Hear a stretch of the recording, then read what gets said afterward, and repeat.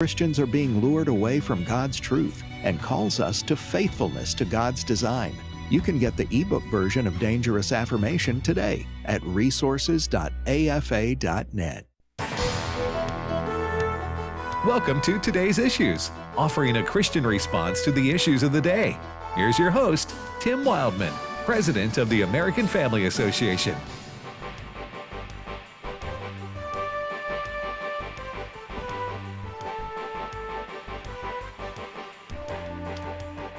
Hey, good morning, everybody, and welcome to the program Today's Issues right here on American Family Radio. I'm Tim Wildman, as the announcer just told you, on this Wednesday, November the 8th, 2023. Thanks for listening to AFR. Joining me in studio today is Ed Battagliano. Good morning, Ed. Good morning, Tim. And Fred Jackson. Hi, Tim.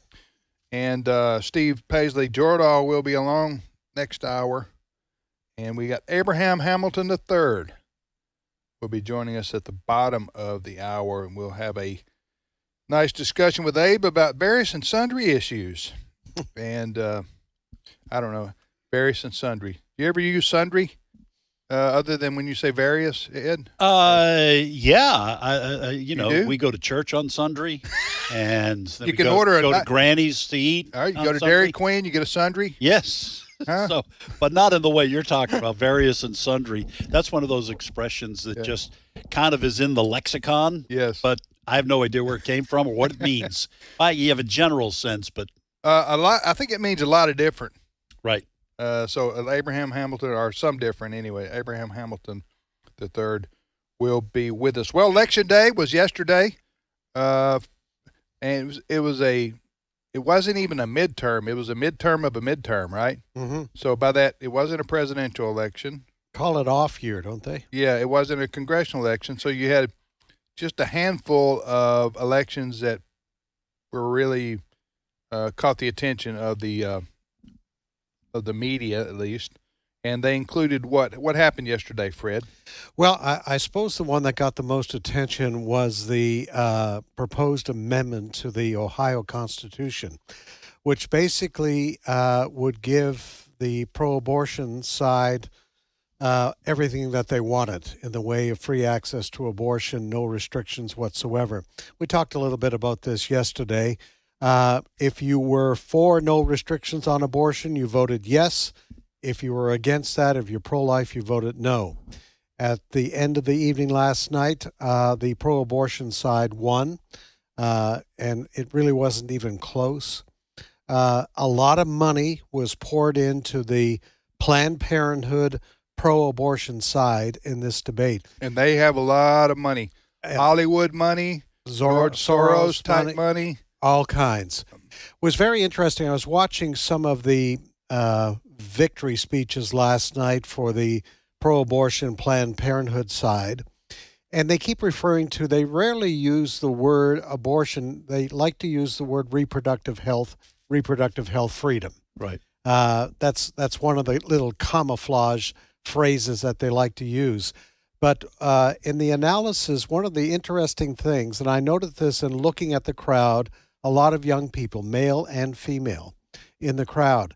And this morning, somebody was telling me that of the youth, what they call the youth vote, 77% voted for yes. In other words, voted for the pro-abortion side. 77%. Yeah. And I think that's worth a discussion because, we have the pro-life march that's in Washington, D.C. Right. every January, and upwards 100,000, 200,000 young people show up.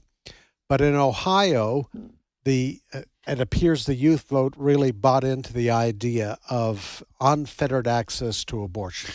Yeah, I guess what was most the idea that there shouldn't be any parental involvement for minors, I guess, who want to seek abortion. That was a part of this. Now, I did see a comment from the pro-abortion, that's what we would call it, side, their leadership, saying they would not challenge restrictions that included a parental involvement, parental oversight, parental consent. in the abortion question. Okay, but listen, we're going to get. It was disappointing if you're pro-life. There's no question about it. And because they had a heartbeat bill there, Yes. in Ohio, as there are in several other red states. So to see that overturned, but listen, the other side of this issue, they exploit tiny arguments and make them big things, and they scare people, and they got a lot of money to do it, and they synopsize an issue like abortion ed in a 30-second, 60-second ad, where it makes it seems like that the Republicans, or at least the pro-lifers, are wanting to force you to carry through with a term. What am I trying to? Well, they want to force. Go ahead. Yeah, the language is very, very important in these short ads, because there are a lot of people who are not. I'm not saying they're not deep thinkers, but they're not thinking deeply about these kinds of issues. So they are much easier to influence with a short ad that, to your point, characterizes the Republican view on abortion as fill in the blank, something scary. They're coming for your uterus. They're taking away reproductive freedom. They want to force you to have a baby, even if you conceive that baby, baby gets conceived with in a rape. How horrible is that? Now, to the young people, and I'm just trying to characterize what they're saying. For young people especially, I don't want to overcharacterize, because we have a lot of great young people here. Like Fred says, there's a lot of pro-life young people. But perhaps a majority of Americans who are secular by today, so go ahead. And the majority of these young people, all they think about is, I want to do what I want to do. Okay? No one has the right to tell me I want access. Listen, I remember 15 years ago, young people saying downloading music, using apps, or using a website that was downloading music illegally.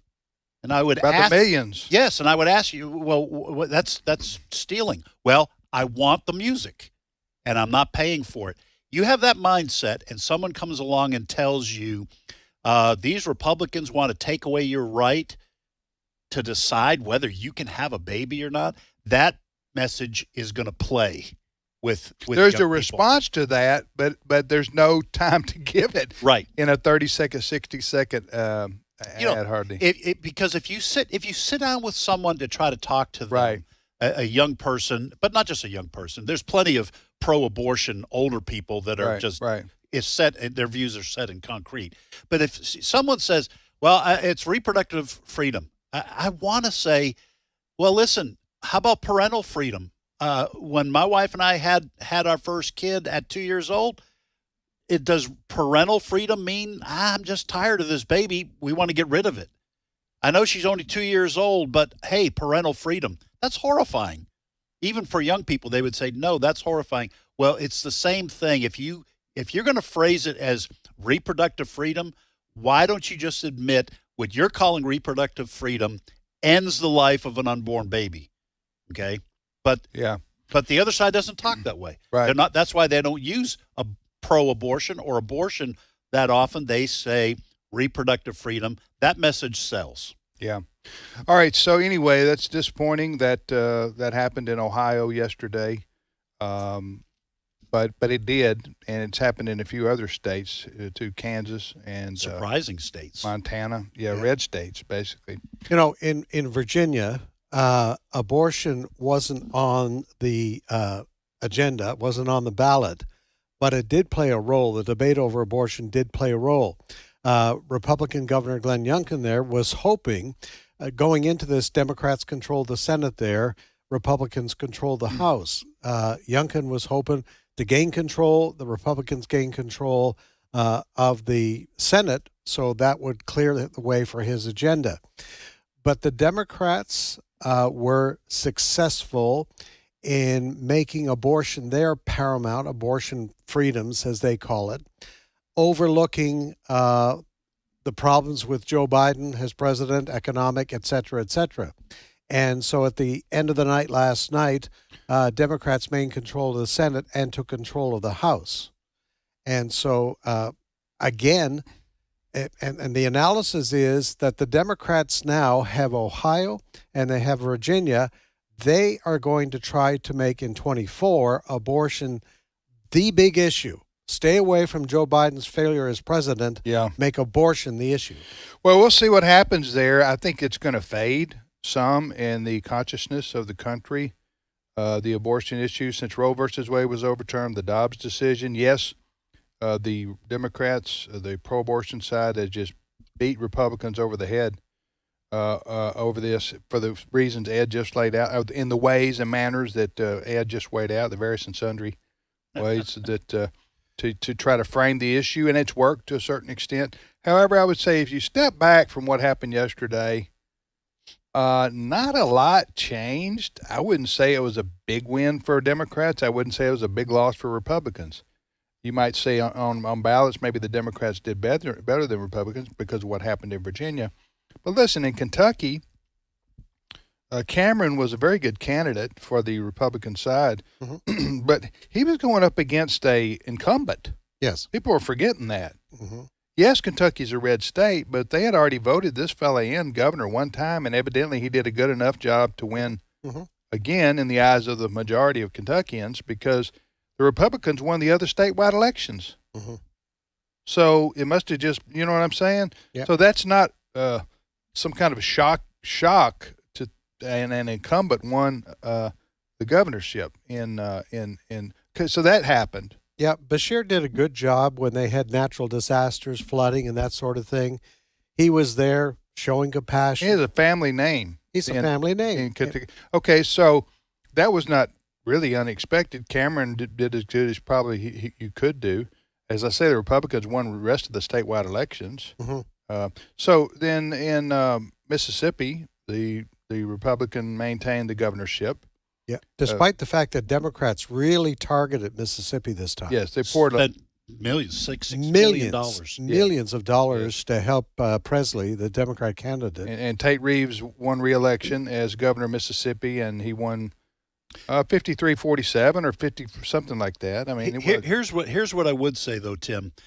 This is the second election cycle in a row. Not election cycle. This was much. Are you going to bring me down? No. Because if you're going to bring me down, my fingers are going in my ears. No. And la la la la la la la la. I don't want to hear it. I'm not going to bring you down. Okay. I'm just saying. Remember, there was supposed to be a red wave in 22, and now there was supposed to be the hope for Virginia, both houses to become Republican. We got to stop. The pro-abortion runaway train.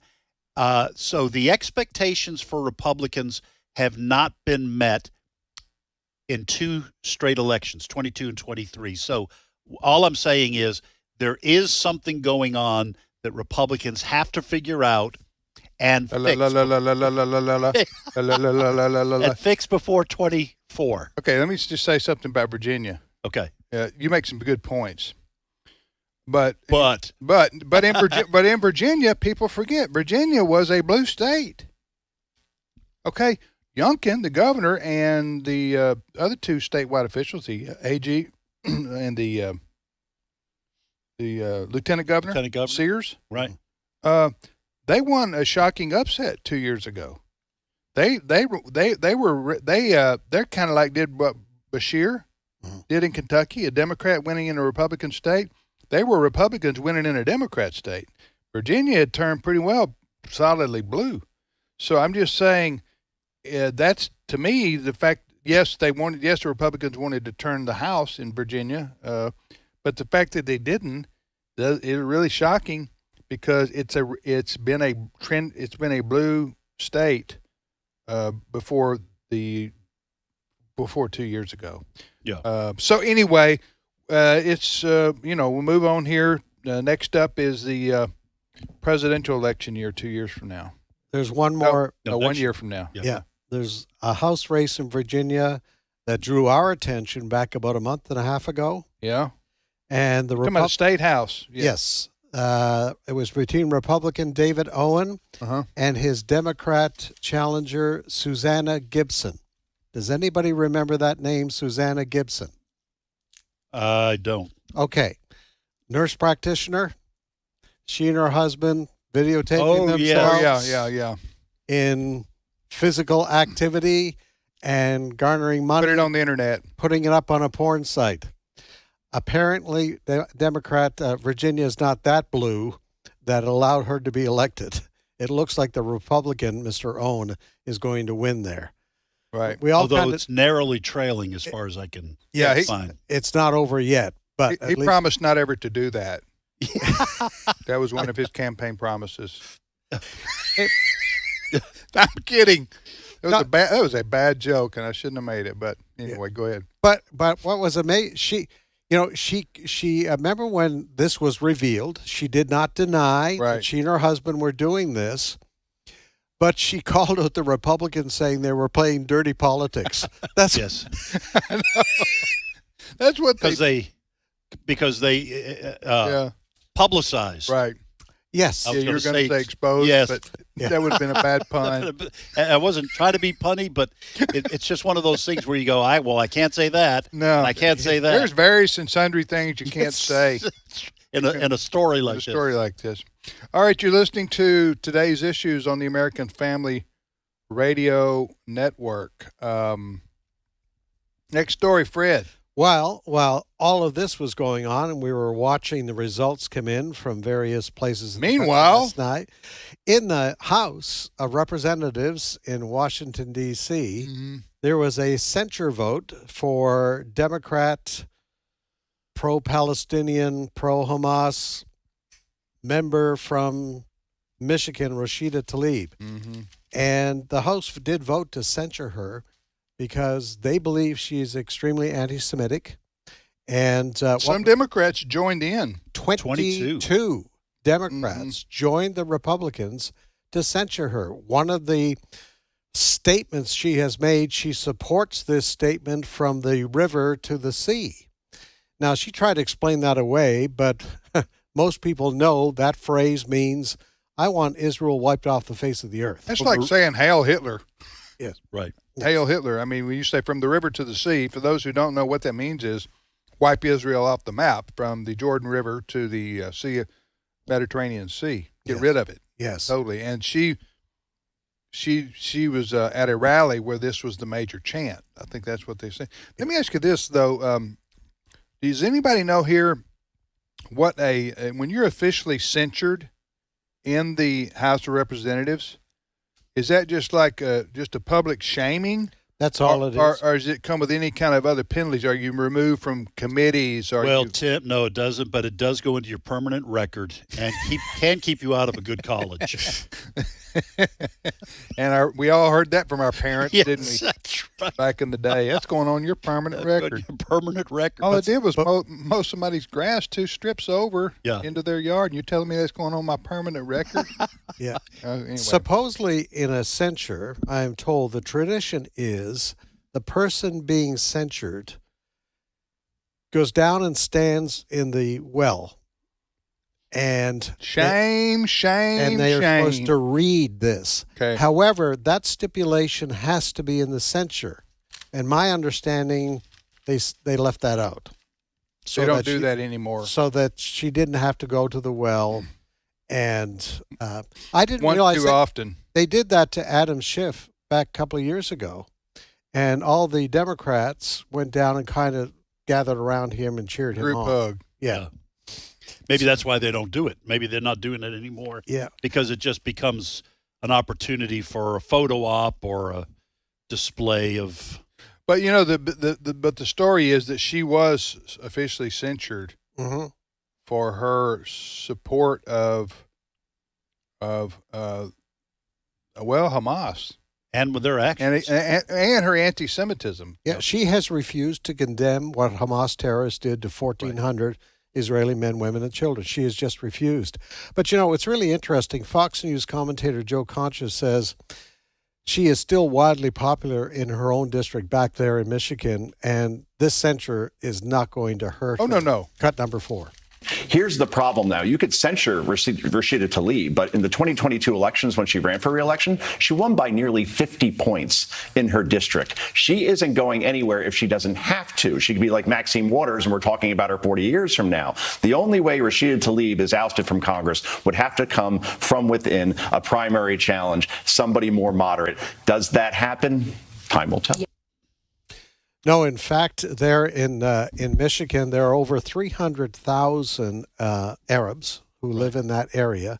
She is Palestinian, and they're applauding her for the stand that she has taken. Well, they believe the same way. Yes. Now, by the way, I do want to make note of our listeners probably understand this. All Arabs are not Muslim. No. There are a lot of Muslim Arab Christians in the Middle East, so a small percentage. You said Muslim as in Arab Christians, didn't you? You meant to say Arab Christians. I did. I said, yes, there are a lot of Arab that are Christians that aren't Muslims, although the majority are Muslims. Yes. Yeah.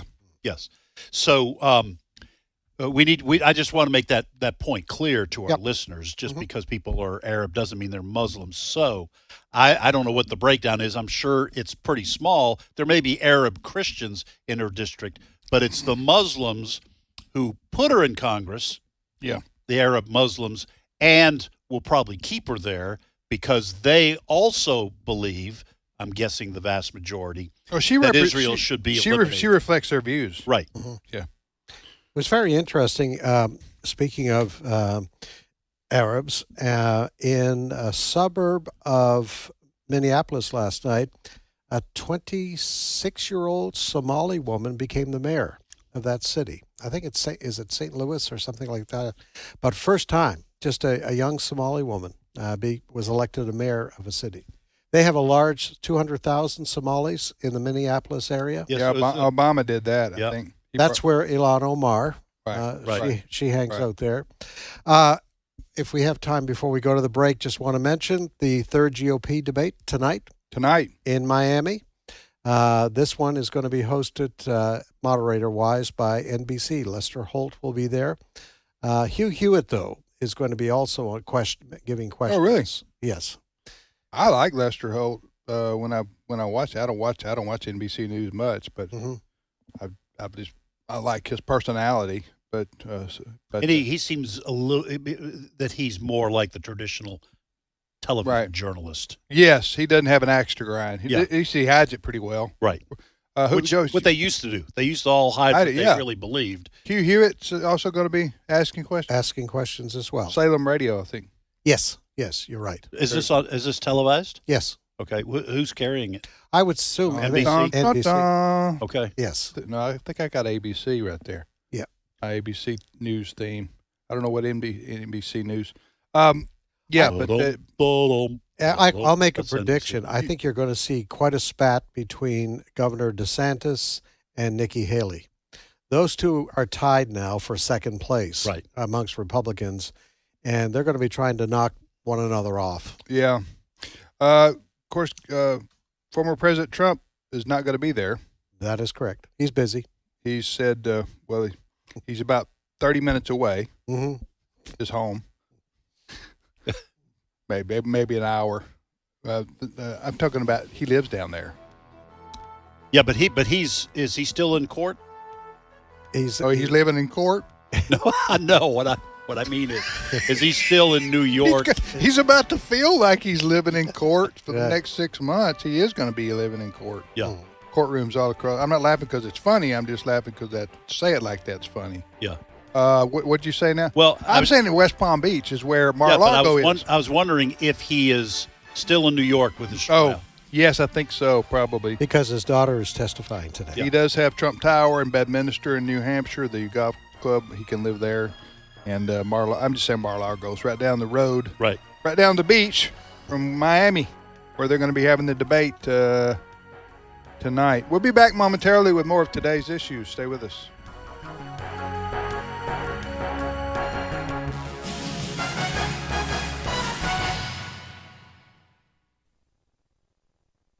It's my turn.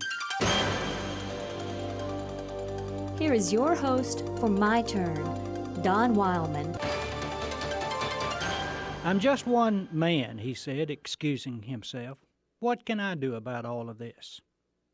You know, I thought about his philosophy, and the more I thought about it, the more I pitied him. I'm just one man, just one man, just one. It was an easy way for him to excuse himself, because he was like every other person ever born, just one person. He thought that he'd been shortchanged. He considered himself ineffective because he was only one person. Suppose everyone should take his attitude. It would be a real tragedy, wouldn't it? Well, fact about the matter is that too many have taken that attitude. That's the reason we need to take a look at history a little. Martin Luther was just one person, but he was one person who called the church to repentance and changed the face of the whole world. When he hung those 95 Theses on that little All Saints church door in obscure Wittenberg on October the 31st, 1517, he had no idea they could or would change the course of literally millions of people. But he was doing what he, one person, could to cure what he considered to be a great wrong. Russell Conwell was one man with one speech which he called Acres of Diamonds, and in which he told about finding treasures where you are. He gave that speech more than 6,000 times, and yet that one man, with that one speech, founded what today is Temple University, and literally put thousands of youngsters through college.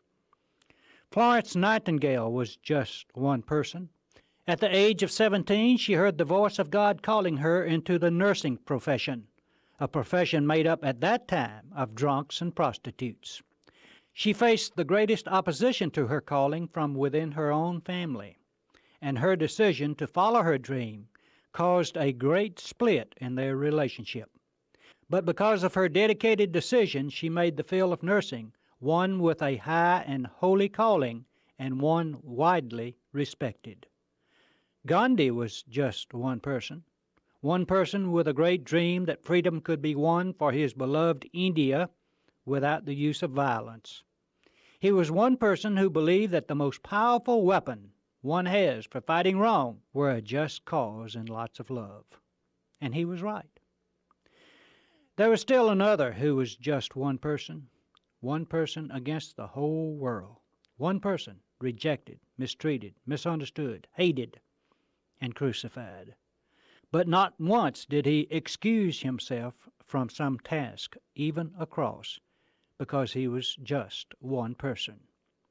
He never murmured, never whimpered, never refused to try because he was just one person. And today, millions have found salvation through that one person. His name, of course, is Jesus of Nazareth. I'm just one person, you say. Well, my friend, that's all it takes to change the world and to make it a better place in which to live. Don't you think it's about time you got busy? This has been My Turn with Don Wildman, a production of the American Family Association. A bruised reed he will not break, and a smoldering wick he will not extinguish. He will faithfully bring forth justice. He will not grow weak or discouraged before he has established justice on the earth. In his law the islands will put their hope. Isaiah 42, 3 and 4. American Family Radio. This is Today's Issues. Email your comments to comments@afr.net. Past broadcasts of Today's Issues are available for listening and viewing in the archive at afr.net. Now, back to more of Today's Issues.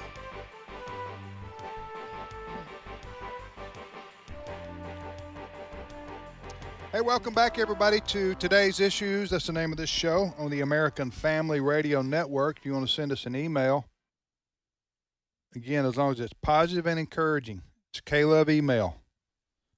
Send it to comments@afr.net, comments@afr.net. Tim, Ed, and Fred, and we thank you for listening to American Family Radio.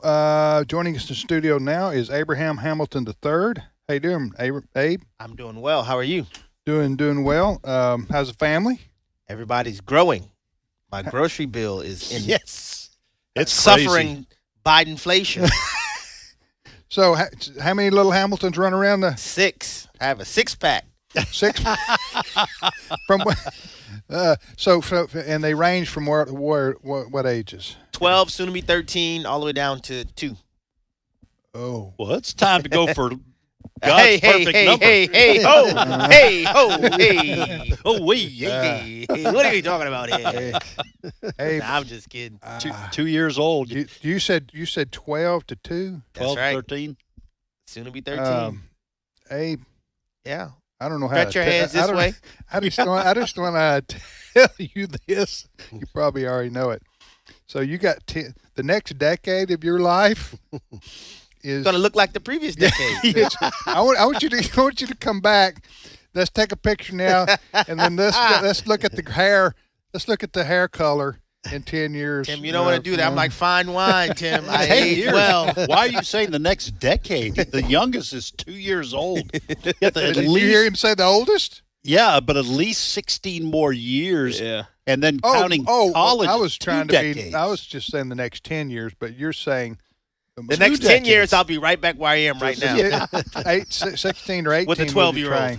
Yeah. Well, I'm just saying you got a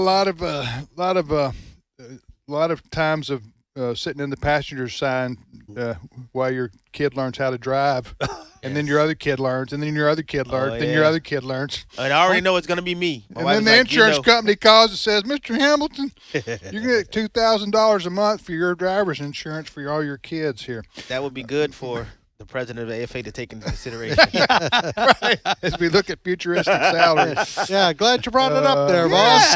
Oh, man. Oh, wow. So anyway, God bless you, brother. We need more conservative Christian families. That's right. I love to see them because we're going to outnumber them. We're going to outnumber the pagans. And who can read and write Latin. Yeah. He teaches his kid he and his wife teach his kids Latin. Yeah. Amen. These are going to be smart kids too. Latin.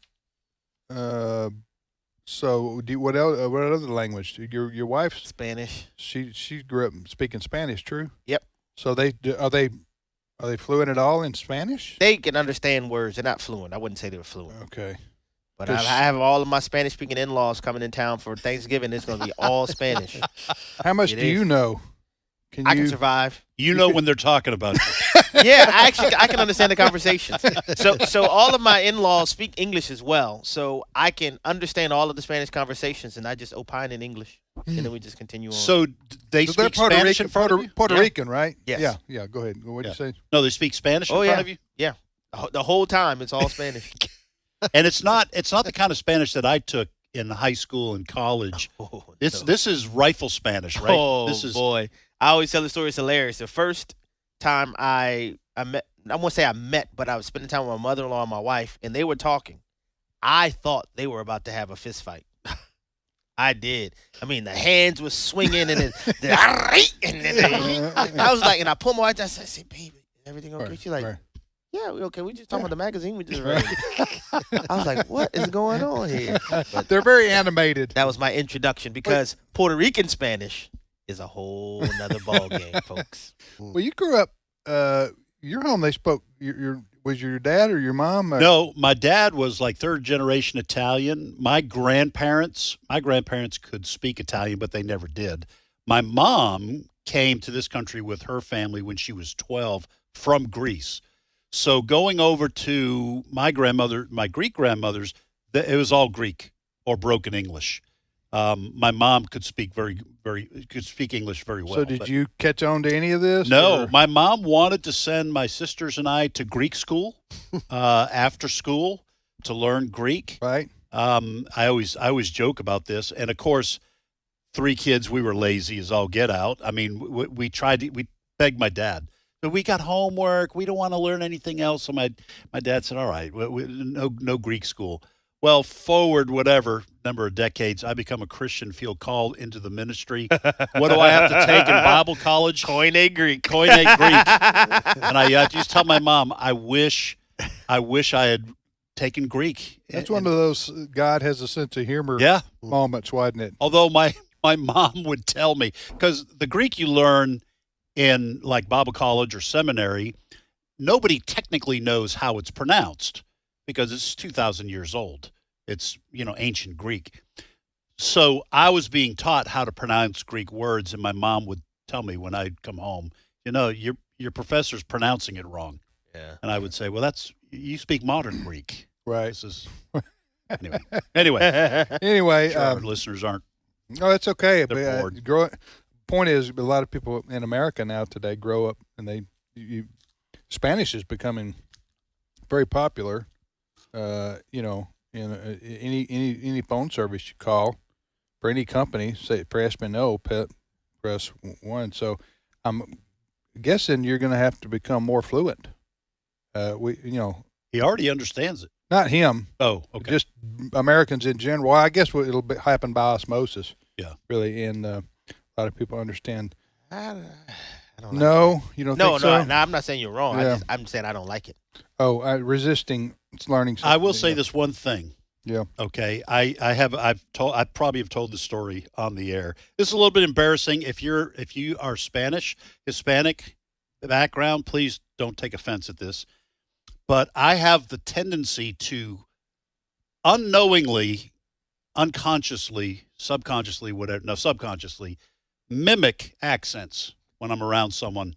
And so my wife and I and my 2 kids, before they got married, we were at a Mexican restaurant in my town here.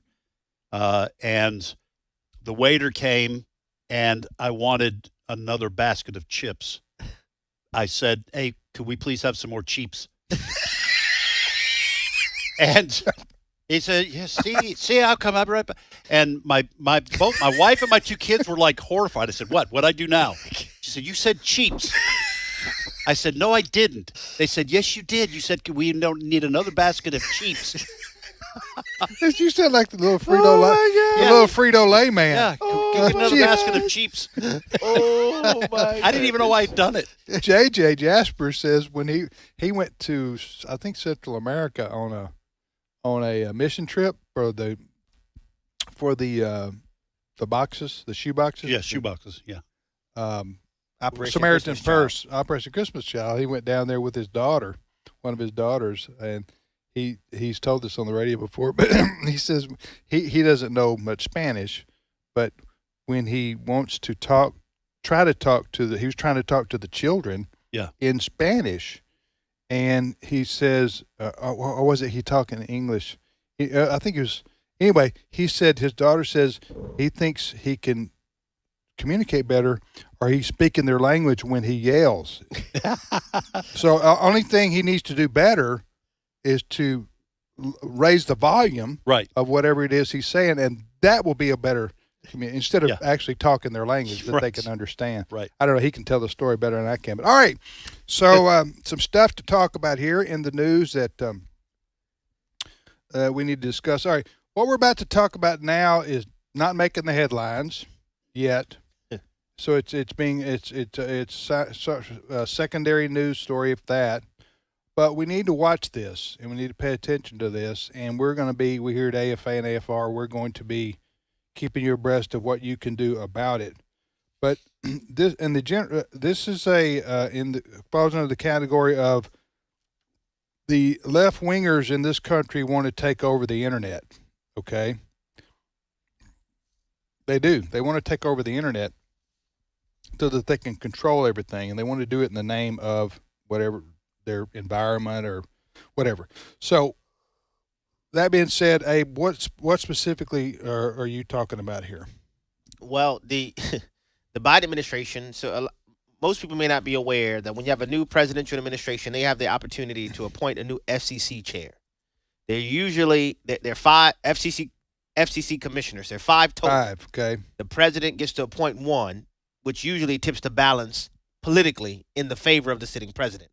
So there's a 3-5 Democrat majority currently on the FCC, and the Biden administration has offered a proposal to basically cede all authority concerning the internet and communications on the internet service providers to be governed under the ambit of the federal diversity, equity, and inclusion umbrella, which for the first time in the history of the internet would cause a part of the administrative state and the federal government to control all things internet.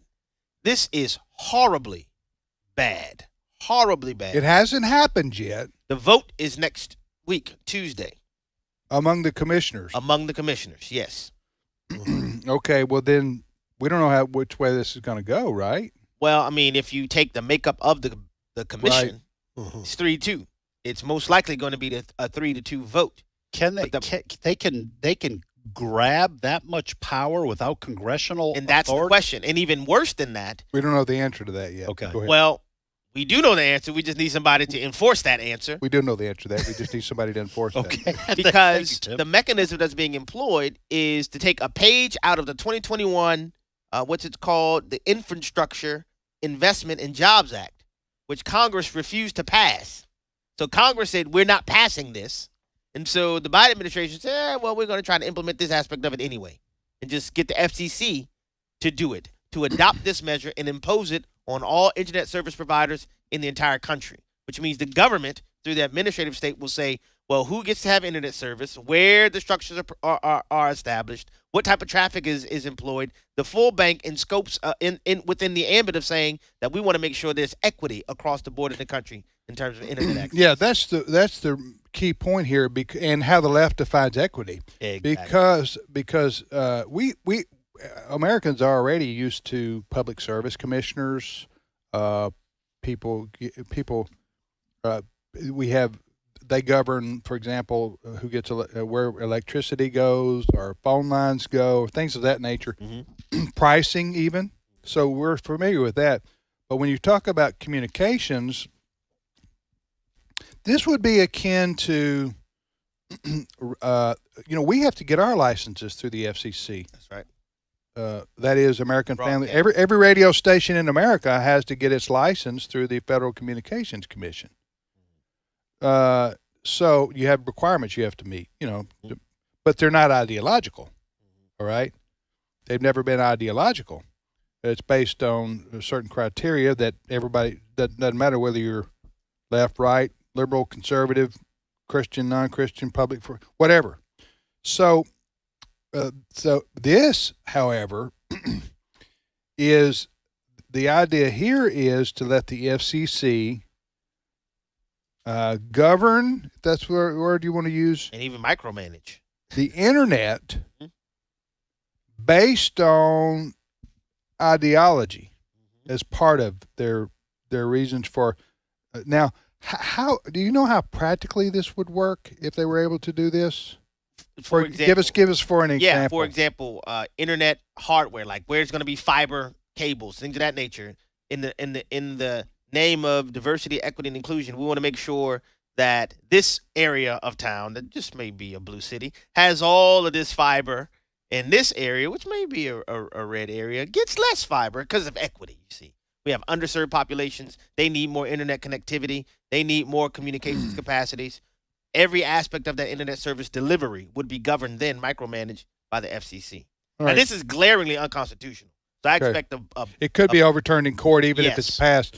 But Yes. I would say we'll keep people abreast of this. But in the overall picture, the left wingers are always trying. They accuse the right wing of wanting to control people's bodies. You know what I'm saying? Right. Well, that's what they'll say with abortion. But the left wingers, want to control your minds they want to control your minds and your Right. and your behavior. And your wallet. And your and where you go and what you do, and here's what they do: they use fear. They use fear of if you don't do this with the environment, you're going to burn the planet up. Thus, we are telling you can or can't do this. Right. You can't do this, and so or you can't build here. You can't do that. They would love nothing more. Well, if they could, they would deny Christian radio stations licenses. They I absolutely believe would the do that. left would do that. They No, absolutely if they would do could that. get away with it, Right. they would. Yes, Huh? they would. They would look in Canada. Look at Canada as a model. Fred's CRTC is the FCC of Canada, CRTC. okay. Now, I don't think they necessarily deny Christian radio stations licenses. Fred, you can correct me here, but they tell that radio station what they can and can't allow as far as Content. Yes, Right. if you violate, they'll take your license. Yes. Yes, and that's what these lefties in our country would like to impose, or worse. Well, yeah, because the definition, for instance, of hate speech is being expanded. And this goes back many years in Canada, like when Jerry Falwell had his old-time gospel hour. They had to do a special program for Canada because they couldn't talk about homosexuality in a negative term. Right. That far back. Yeah. Oh, I remember in the 90s, I guess it would have been the 90s, when Focused on the Family. Yes. Dr. James Dobson, his very popular radio program. Well, if they went into they had Canadian radio stations that played the show, and I remember them. I don't know if it's Dr. Dobson himself, but one of his, folks who worked for him that I knew would tell me that we can't. Canada, you get into homosexual behavior talk on the radio, you got to censor that out, or you can't. They won't allow for that, or they'll take your show off the radio. Yeah. Yep. So they were doing that even back then. Yes. This FCC proposal is the panacea of Bernie Sanders' dreams. Yes. That's what this is. This is controlling the modern mechanism of communication. I mean, and it would be fully subsumed by not just the government, but specifically the administrative state, which endures beyond administrations. This story we've been looking at from the Washington Examiner, this is, if passed, the FCC would be empowered for the first time to regulate every ISP's, Internet Service Provider's, service termination terms, use of customer credit, account history, credit checks, and account termination, among many other items. Yes. It's complete control. And I would say this, in defense of the FCC doing this, okay, the government would never expand its reach beyond this. So they would stop here. Yeah. That's the good thing. They would stop here, and they wouldn't try to gobble up any King of more. sarcasm. Yeah, wouldn't try to gobble up any more of our freedom. Isn't it time for you to go to Greek school? Right. I know what you're saying is that once the government takes over something, they don't relinquish it. No, and then they just expand it. They expand it, and the regulations get worse. And this is just another example. I mean, you want to talk about a lawless administration.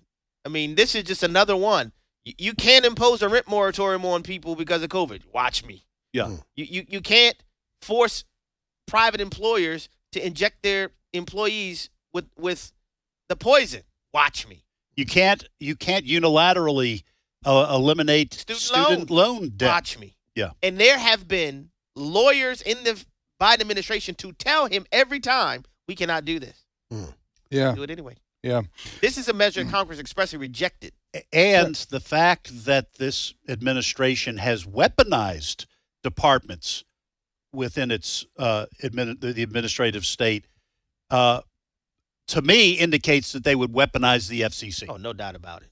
Hey, the story we're talking about with the FCC, Brent put it on our Facebook page, so you can read exactly what we're talking about. It's a very serious matter. We're going to keep you posted. I don't know what the action point is right now. We're trying to meet and figure out this. Yeah. I mean, it would be helpful for the commissioners to know that, one, the public is aware of this and would communicate our disapproval of it.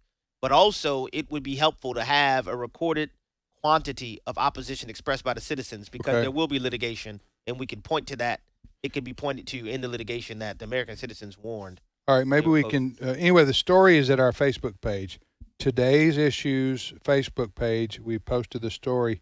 What's the headline read, Brent? Can you tell me on our Facebook page so people can know what it is? Because people need to send this far and wide. And it's the Washington Examiner, and it's the FCC commissioner calls Biden equity plan for the internet. Okay, Today's Issues Facebook page. We posted that. So, and maybe we can come back tomorrow and point you to an action alert that we're going to draft this afternoon. But anyway, so you have 5 commissioners on the FCC. They also issue licenses for television stations, television and radio. Now they want to get into the internet. Yes. So we'll keep you posted on that. And it's moving us to be like European nations. There's a reason why Silicon Valley, innovation and things have happened here, because there's other countries you cannot do what you can do here. Well, this is a move that would make us move us toward being like other nations around the world, that has capacity, really. But see, Small that control. these lefties, man, they can't help themselves because wherever they can grab power, oh man, because their mission in the world is to impose their left-wing ideology on everybody and make you bow the knee in terms of your behavior, and if you don't, you get punished. Because their core belief is that they're experts, not all experts. Yes. They're experts. What you're about to say, defines progressivism. Yes. Right? Go ahead. They believe, we all heard during COVID and subsequently, follow the science, follow the science. The experts know the truth. The voters do not. That's why the administrative state should be making all these decisions, because voters are ignorant. Parents, you're ignorant. We'll let the teachers decide what to teach your kids. We'll let the librarians decide what books they should read because you folks don't know anything, parents. That is one of the core beliefs of the progressives, and that's why they view the administrative state as the way forward. Forget the principles of our founding. They are enemies of the Constitution. They won't say it, but the Constitution limits government power and separates it, breaks it up. That's not the way you get to a utopia in their mind. You aggregate power, and that means the Constitution and its checks and balances are an impediment. Yeah, also the Constitution finds the idea of the U.S. Constitution and the principles and the founders who wrote about this found abhorrent the idea of centralized government. Right. Yes. Of a national centralized government controlling everything. That's why that's why we have 3 branches of government and the Bill of Rights. And the Bill of Rights. And you have basically things are supposed to be left primarily to the states to govern because there's more accountability to the lower you go. So that these people would like to take the apparatus of the United States federal government, these people, I mean these secular progressives, and use it to control everything in America, control our everything about our. They would like to control the economy, everything. So it's always a constant battle now. There's one battle after another one against these people who want to take control over everything. I mean, that's why they want socialized medicine. They want nationalized medicine. They want their idea is that the experts know better, and the federal government should take over. Right. Should take over medicine like we have in Europe, right? Western Europe in particular, socialized medicine. So, all right. So we're just about out of time. What's on the Hamilton Corner this afternoon? I'm going to dig into this a bit more with this FCC proposed regulations and talk a bit more about the warnings and hopefully carry some support for the action alert that's coming. Yeah, we need to get on. I just read about that last night. I don't know why I missed that story. I hadn't heard anything about it. Well, the FCC they don't make news every day, but this warning actually comes from a sitting commissioner. Brendan Carr. Yeah, he's one of the commissioners. He's one of the 5. Yeah. Now I know last year we were able to beat back that effort. Zone. Yeah, Biden wanted to appoint this basically communist to be the FCC chairman, right? Yes. And we were able to we along with other groups and some great efforts in the Senate were able to by some senators were able to defeat that, even though the Democrats had a majority of the Senate, a narrow majority, but still a majority. But we were able to win on that one and keep her from being chairman of the Federal Communications Commission. Thank you, Abe. Thank you. Hey, grab yourself a free basket of Cheeps on the way out. Yo quiero Taco Bell. So, we will be back in 5 minutes with Steve Paisley Jordahl. We'll see you then.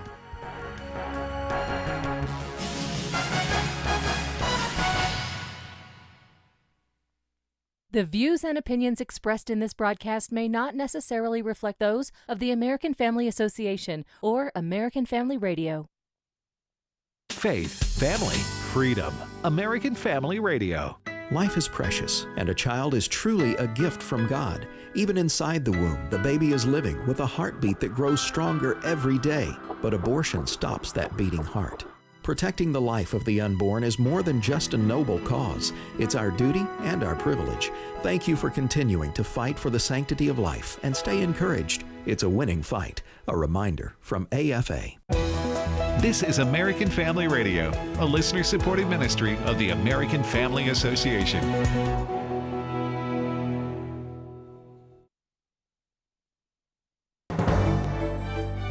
American Family News, I'm Rusty Pugh. Ivanka Trump is testifying in the civil fraud trial against former President Donald Trump and the Trump Organization. The lawsuit alleges the former president defrauded banks and inflated the value of his assets with the help of his children. Fox News legal analyst Carrie Urban says Ivanka shouldn't be forced to testify. Everything about this case is wrong, and Ivanka being forced to testify is extra wrong because, to your point, she's not a defendant. The case was dismissed against her, so her brothers are defendants. Her father is a defendant. This case continues against them, but it was dropped against her. So the reason I think they're forcing her to testify is really to make it as painful as possible for this family, because now they're putting, a daughter in the position of having to testify against her father because she was an employee at his organization at some point, so she may have some knowledge about something. Democrats are claiming victory in Virginia after they held the state Senate and flipped the House of Delegates. Rich Edson has more from Washington. Across Virginia, trying to deliver Republicans the power to pass their agenda. They needed to hold the House, flip the Senate.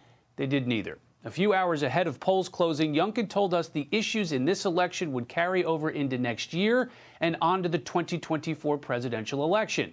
That's the point Democrats are now making. Youngkin and Republicans focused on cutting taxes and regulations, public safety and education. They also pledged to pass limits on abortion after 15 weeks, what Youngkin called a reasonable compromise. Democrats hammered that issue.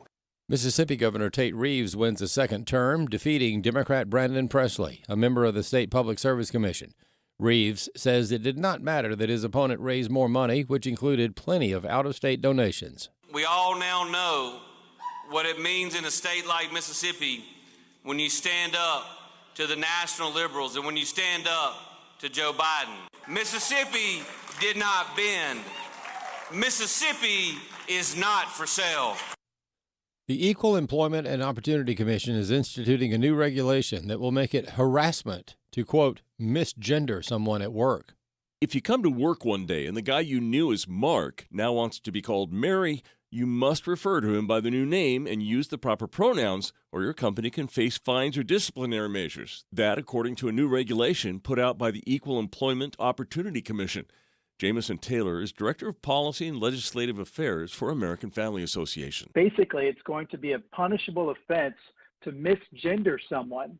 People are going to be forced to affirm what is obviously a mental and spiritual deception. And he says, unlike many other government regulations that only apply to state or federal employees, this one applies to everyone. The EEOC, which has authority over almost every employer in America, is pushing forward with a new policy that will destroy religious freedom rights for Christians. Taylor says the regulation is illegal on its face, and the Supreme Court has said as much. In a recent Supreme Court case called 303 Creative, the Supreme Court said that you cannot force people to engage in speech or actions that are connected to questions of political and religious significance.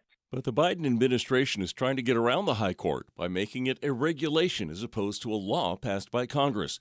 Taylor says it's a common scheme. But what agencies are doing, especially under the Biden administration, is they are reinterpreting what the law says. For instance, when Title IX says that there should be protections for women's sports, we're seeing government agencies saying, well, when Congress used the word woman, they actually meant transgender men. I'm Steve Jordahl. Heavy cartel activity is on the rise at the southern border. Bill Malusian has more from Fronten Island, Texas. Fronten Island, widely considered to be the single most dangerous spot of anywhere along the southern border because of heavy cartel activity. All in recent months here, high-profile incidents, cartel gunmen moving through the brush on the U.S. side after they crossed it illegally, armed with rifles, armed with body armor. This didn't just happen once or twice. It happened repeatedly. Multiple groups of gunmen moving through the brush, some of whom were arrested. Border Patrol being shot at. Some Border Patrol trucks in this area with bullet holes holes in them. For American Family News, I'm Rusty Pugh. The loss of a child through an abortion affects the emotional health of families. Feelings of anger, sadness, and regret can be overwhelming, but there is hope and healing in the aftermath. Call the International Helpline at 866-482-LIFE to talk with someone who has been where you are and healed to help others. Your call is confidential. 866-482-LIFE. Today's Issues continues on AFR with your host, Tim Wildman, president of the American Family Association. Hey, welcome back, everybody, to Today's Issues on the American Family Radio. I'm Tim Wildman with Ed Vitagliano and Steve Paisley-Jordahl. Good morning, Steve. Morning, everybody. Abe, over to you. Excuse me. Abe's gone. Ed, over to you. Yeah, I wanted to remind our listeners that it is Operation Christmas Child season now through November 20th. American Family Radio is helping to promote Operation Christmas Child. And most of our listeners know that in hard-to-reach areas and in more than 100 unreached people groups, these gift boxes, the little shoe boxes, are opening doors for evangelism and follow-up discipleship, often resulting in churches being planted. So pack your shoebox now with any standard-sized shoebox and drop it off during the third week of November this year. That's November 13th through the 20th. Shoeboxes will be collected across the country at more than 4,500 drop-off locations. Ed, what do I put in these shoeboxes? Well, I'm glad you asked. You can go to SamaritansPurse.org/OCC. That stands for Operation Christmas Child. SamaritansPurse.org/OCC to learn more. All the questions you have answered, and to find a drop-off location near you. A lot of churches participate in this and collect the shoeboxes for you. But SamaritansPurse.org/OCC to find out more. I suppose I should take the shoes out before I put the stuff in. That would be step number one, Steve. Yeah, okay. Good point. Step number one.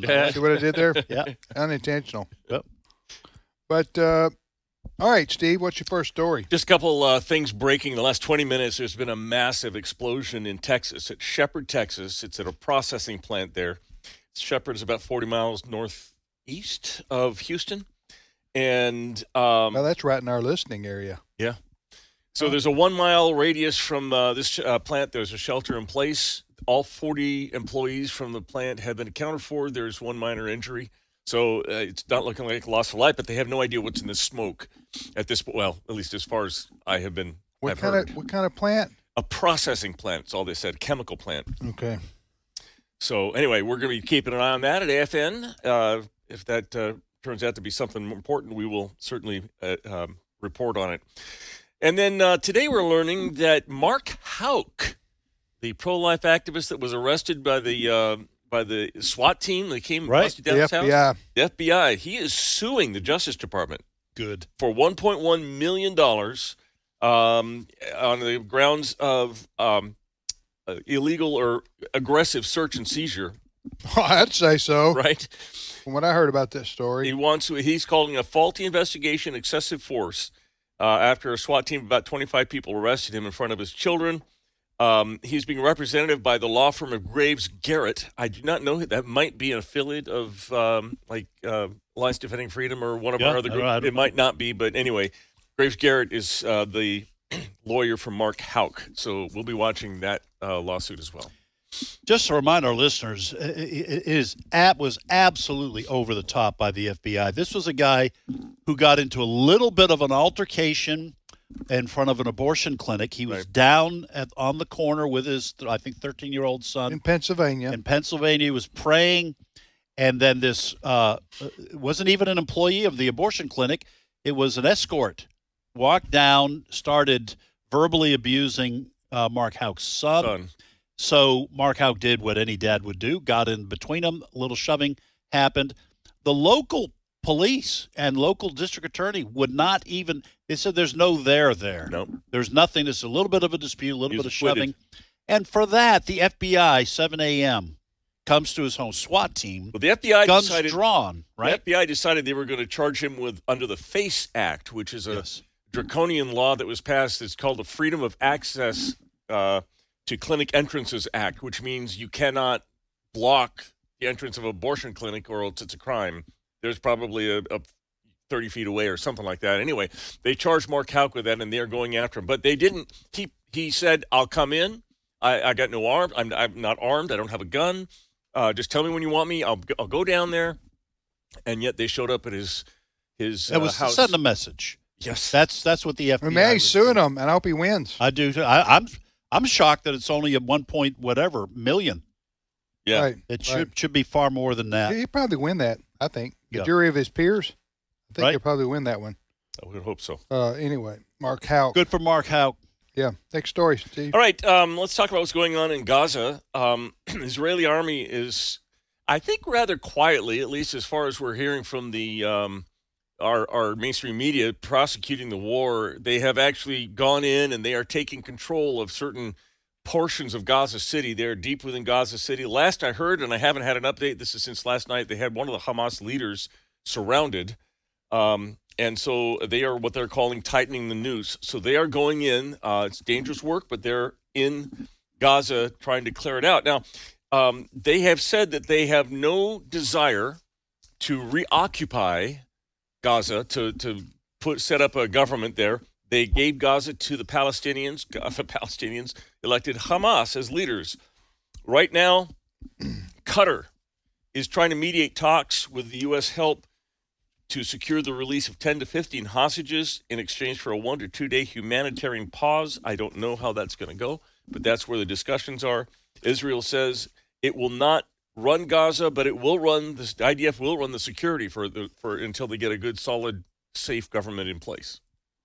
That's the latest on the ground there in Israel. Well, they're apparently, I don't know, I'm not a military person, but it looks to an outsider like the IDF is running a clinic here in terms of how to prosecute a war like this. Now, there are a lot of civilian casualties, but to me, that is on Hamas because they embed themselves amidst the civilian population.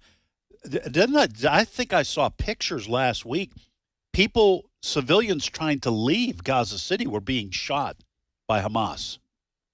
Did you see those photos? Reports. I didn't see photos. I heard I reports saw of that photos a while back. I don't know if that was as the photos described, but it appears they were trying to prevent civilians from leaving. That's been the big discussion now, of course, in our mainstream media and on college campuses and everywhere where you see these protests.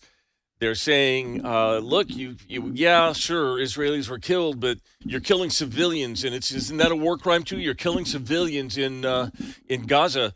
And I saw a debate with Ben Shapiro yesterday where he's saying, you know what? Yes, civilians are being killed in Gaza, and it is heartbreaking. But the blame for that needs to be the same place that the blame for the Israeli deaths are, namely on Hamas, because Hamas is hiding behind these people. It's not an equivalent. Right. You don't go in, and it's not life for life. It's, all life is precious. But the Hamas is the ones that are killing their own civilians by hiding behind them. So my understanding is when Hamas was voted in to power by the Palestinians in Gaza in 2007, that Hamas then said, all right, guess what? No more elections. Yeah. Is that not true? I think they did. Yeah.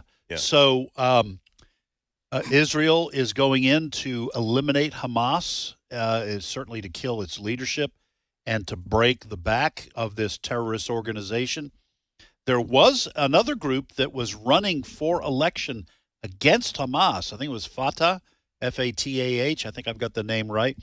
And when they lost, they were basically banished. So maybe they come back to run the Gaza Strip. Who knows? But it cannot be a terrorist organization. It's a little complicated because the average Palestinian are the ones that voted Hamas in. So you can't say that their hands are exactly clean. Those who voted for Hamas, unless it was, Tim's made this point before, unless it was kind of like the mob, where they said, well, you're find going a dead head horse in your head. Yeah. So anyway, horse head, I should say. Israel is. You know what I've noticed too, and I think I mentioned this.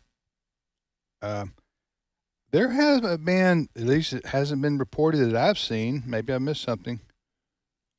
Major uprisings in other parts of Israel in support of Hamas. Yeah, I think you'd probably find a rather harsh welcome there.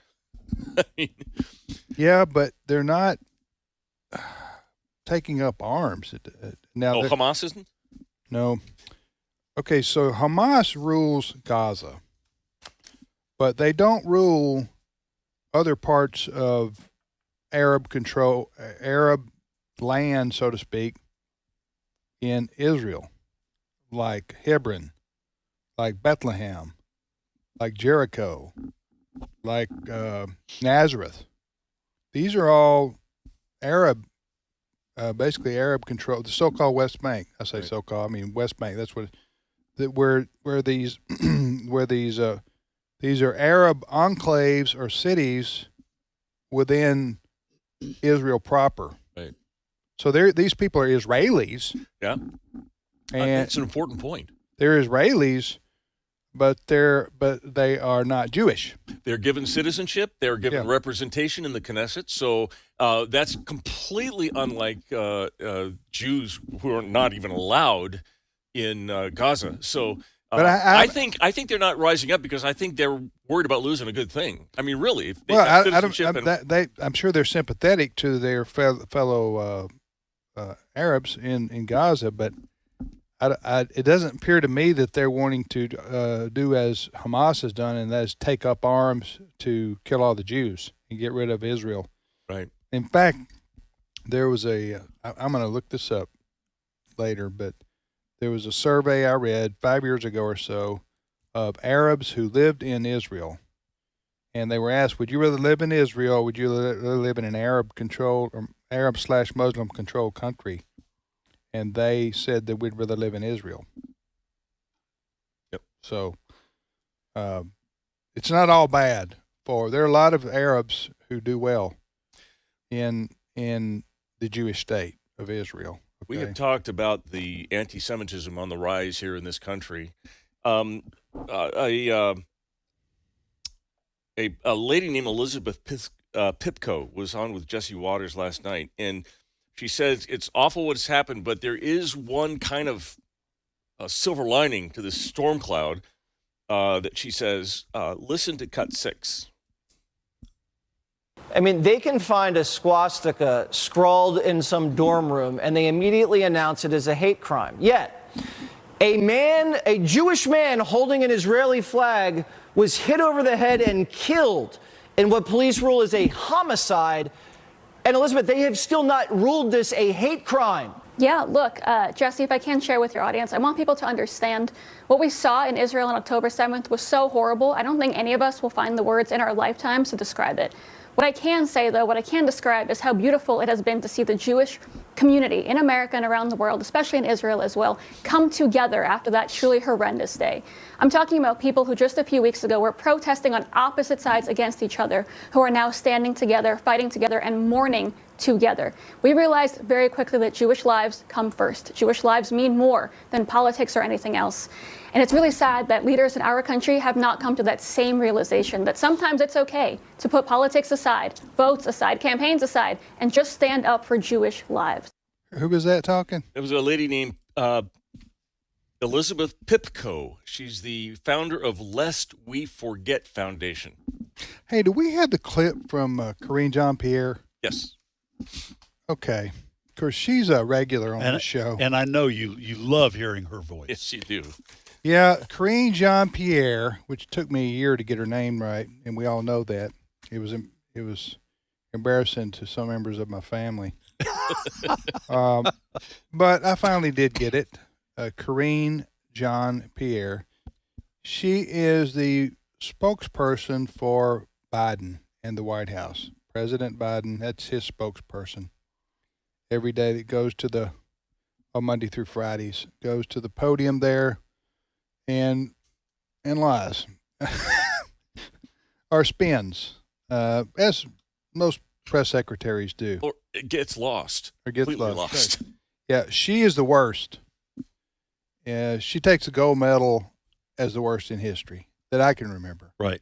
And since you're handing out the medals, that's what counts, right? Right. Yes.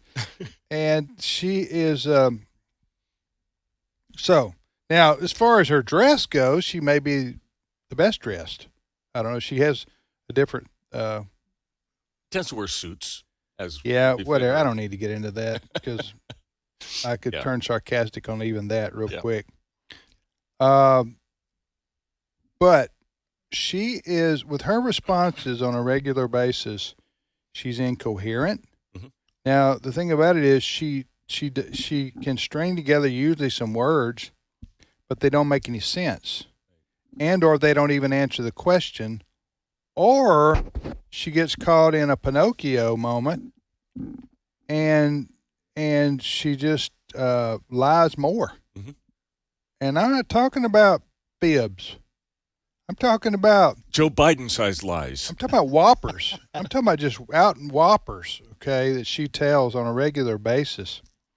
Okay, so yesterday she's asked about what, Steve? What are we about to hear?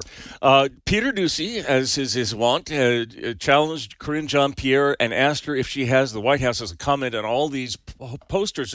You'll see in New York City and Washington and other places, you'll see posters. Israelis or pro-Israeli people are putting up posters of the kidnapped and hostages, wanted posters, basically showing them a picture.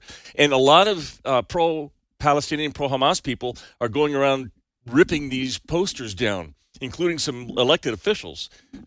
They're just taking the posters down and they don't want them up there. And so Peter Doocy asked Karine Jean-Pierre if the White House has a comment on these posters being ripped down, and this is her response, cut 11. A lot of videos of individuals who have been tearing down signs, many of these taking place in New York City, of Israelis presently being held hostage in Gaza. There have been some tense confrontations that have taken place there. Is the White House's view that these actions should be condemned, the pulling down of them, or that that's a form of peaceful protest? Look,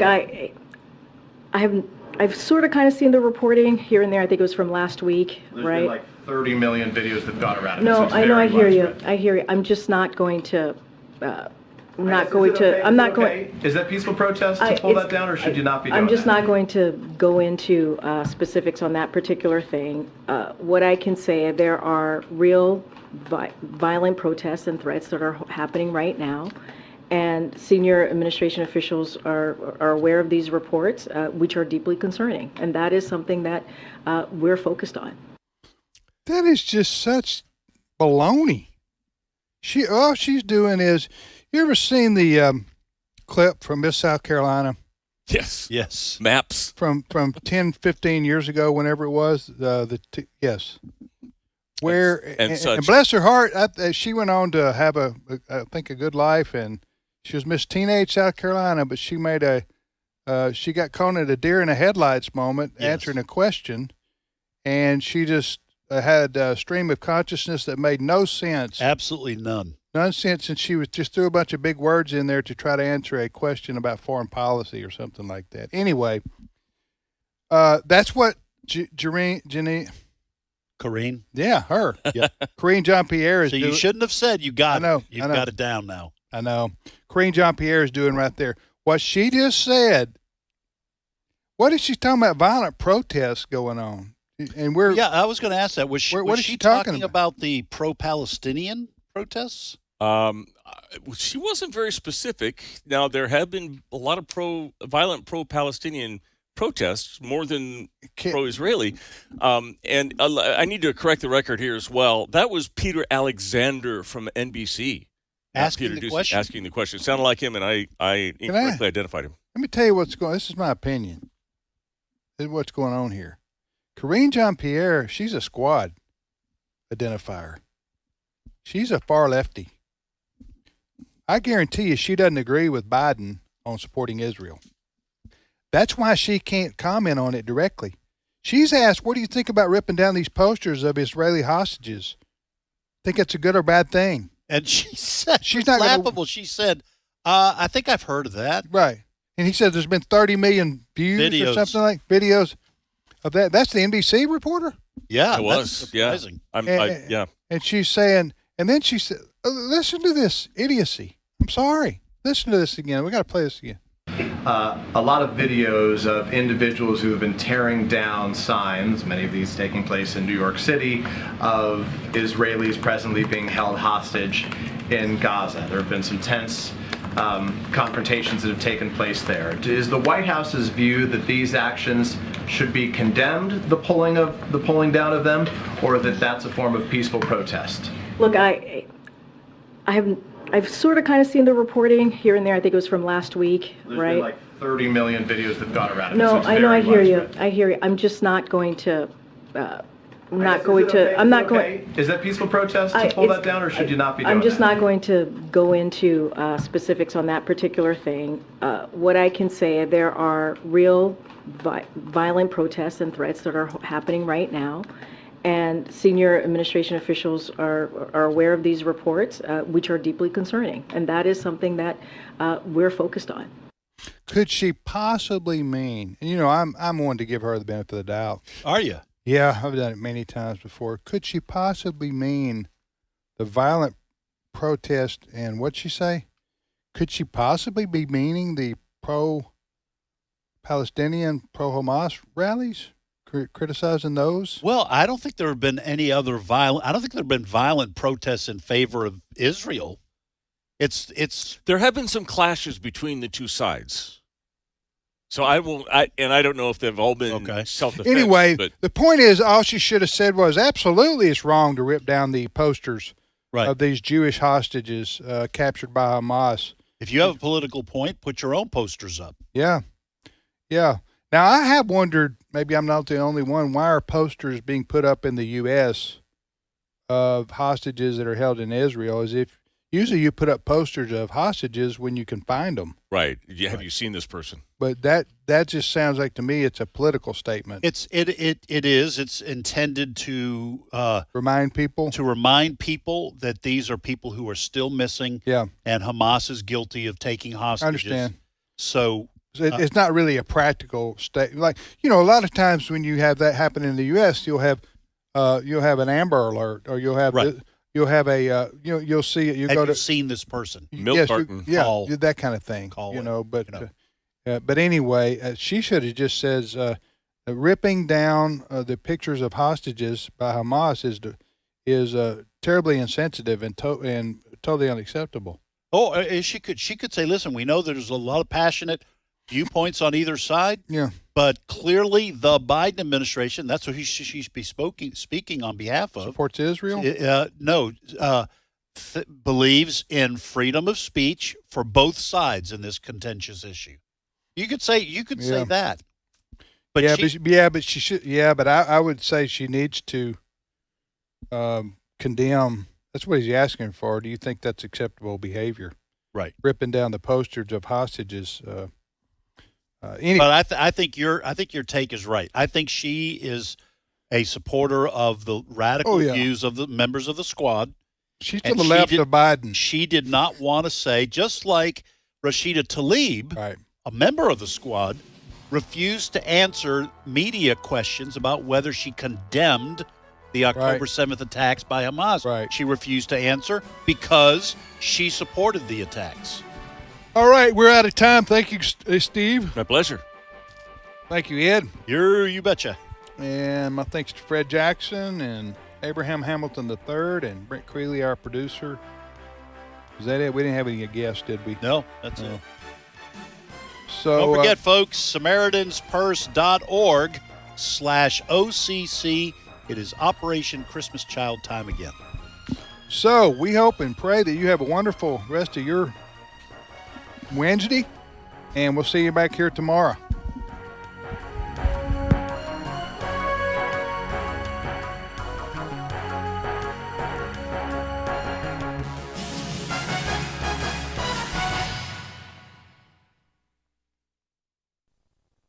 The following is not an actor, but a real-life story